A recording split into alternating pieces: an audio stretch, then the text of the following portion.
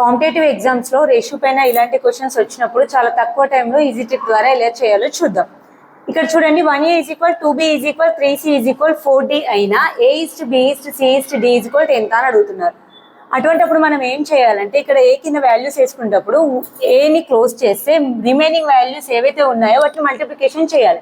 2, 3, 4 2 × 3 × 4 బిని close చేస్తే 1, 3, 4 సిని close చేస్తే 1, 2, 4 అదేవిధంగా డిని క్లోజ్ చేస్తే 1, 2, 3 that is 6 4s are 24 3 4s are 12 2 4s are 8 2 3s are 6 2లో ఇవన్నీ పోతాయి కాబట్టి 12 6 4 2 3s are so A:B:C:D = 12:6:4:3 is the right answer. అదేవిధంగా ఈ క్వశ్చన్కి ఆన్సర్ ఏదొస్తుందో చెప్పండి.